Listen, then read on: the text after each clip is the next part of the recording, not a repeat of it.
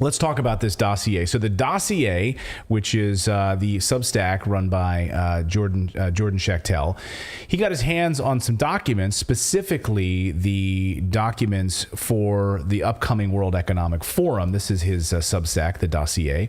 Exclusive, the dossier acquires confidential Davos attendees list. Now, we were talking, Jordan and I, he's been plugged in. He's pretty plugged in, so he gets access to some of these documents, and he's had to go through and redact the names of a lot of different people who are showing up here. He's like, you're going to be surprised at some of the people, but he did make some headlines with some of the big names on this guest list. So let's go through some of them. Some of the ones that stand out to me specifically is the head of the FBI, Christopher Wray, is going to the World Economic Forum, along with some big 50 heads of state government have already confirmed their participation in the annual meeting. You're going to have, who else is in there? Bill Cosby. No, Bill Cosby's not there, but you have the CEO of Amazon. You have BlackRock. Okay. You have other... Sidney Poitier. No, Sidney Poitier is no longer alive, but that would be amazing. Okay. You have the Bill and Melinda Gates Foundation, so you have top officials for the Bill and Melinda Gates Foundation. Cary Grant. Cary Grant is not going to be there. George Soros, people from the George Soros Network will be there. Liberace. The publisher of the New York... Is this helping? No, it's not helping okay, at all. I'll stop. It's in fact the opposite of helping. The publisher of the New York Times is going to be there. So all of the big heavy hitters in the media industry and the deep state government are going to be there. I had a chance to speak with Jordan Schachtel just a short time ago about these documents and who's coming to Davos. And here's what Jordan and I talked about. Well, the man that broke this story on his Substack, The Dossier, is Jordan Schachtel. Jordan, welcome to the show. Thanks so much for being here. Yeah, thanks for having me, Clayton. So this guest list, I mean, I think it's partial. I mean, maybe they're adding guests or, a week out from the big event. So we're probably going to be adding more here. But some names really stood out to me. I mean, at the top of the list for me is the head of the FBI. How does a guy like that get invited to the World Economic Forum?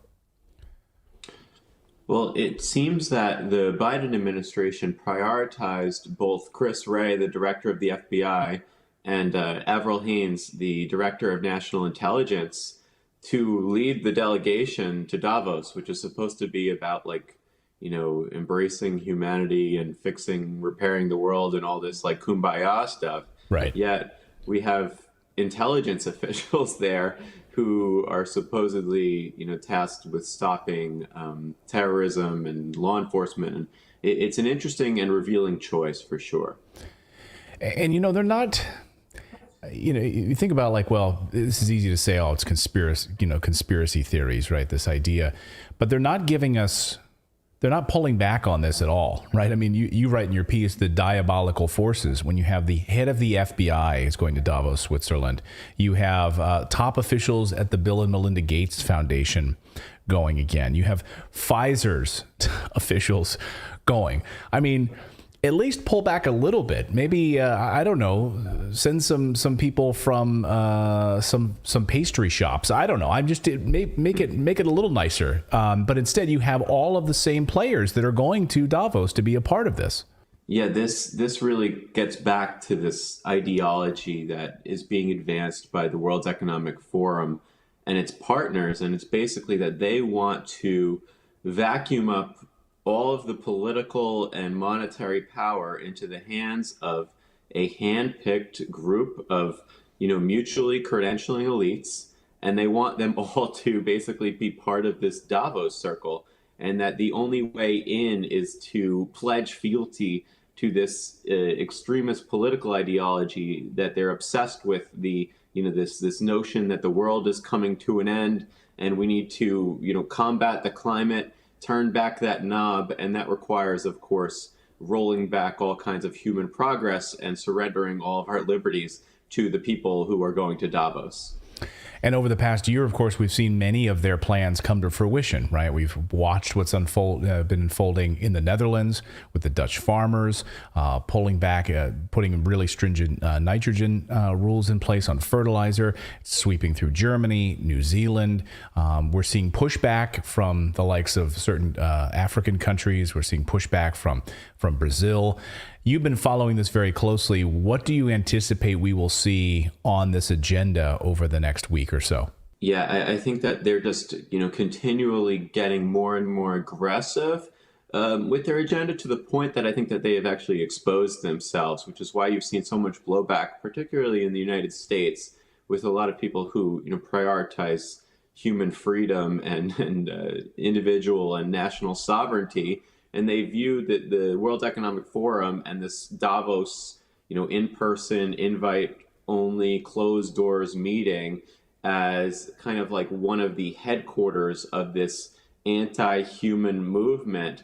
And it's just, they're always moving forward. I mean, I reported that, they're just continually trying to centralize power into a particular set of corporations and government entities, which they have enormous influence over. And that's exactly what's on the agenda this year yet again. Well, we really appreciate your reporting on this. Did you get your invitation yet?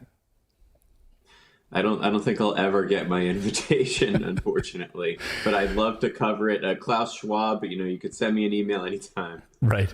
Jordan, thanks so much for joining us. We'll be watching your reporting on this as this unfolds. And thanks for getting us an early look at this devious guest list once again. Jordan, thanks so much. Thanks for having me. And thanks, Jordan. We'll have Jordan back on next week because this is unfolding this weekend, so we'll get to see some of the stories. But he brings up a great point. Like, the Biden delegation decided, who can we send that would be, a really good representation of the Biden administration to Davos to talk about humanities and the things that they purport to talk about, which is, someone put in that chat, they're really just like the Illuminati rebranded. We're going to send the FBI, which, after all of the documents have come out from the Twitter drops, like, you're going to send the FBI? Well, maybe because now we know that the FBI is so keen on censoring conversation. Yeah. They could just do that out in the open at Davos. There's no need to hide that. But you can't even make this up. But why not the CIA? Wouldn't that make more sense? Because isn't the FBI just like U.S. based? I mean, come on. I guess they probably don't even announce the CIA. They just no, the CIA will be there.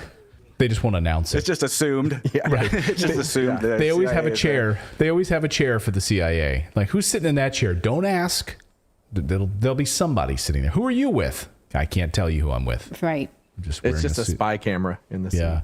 Just some guy sitting there with like sunglasses and like smoking a cigarette. Although that's the CIA guy. You don't want to sit near him. Thank you so much for watching this segment here at Redacted. We are live every day at 4 p.m. Eastern time, trying to share the stories that the mainstream media will not cover. You should also come over and join our community of Redacted Rebels over at redacted.inc. That's our private locals community where we can share exclusive content that we simply cannot share here on YouTube. Come over and join the rebellion together right now by going to redacted.inc. We'll see you next time.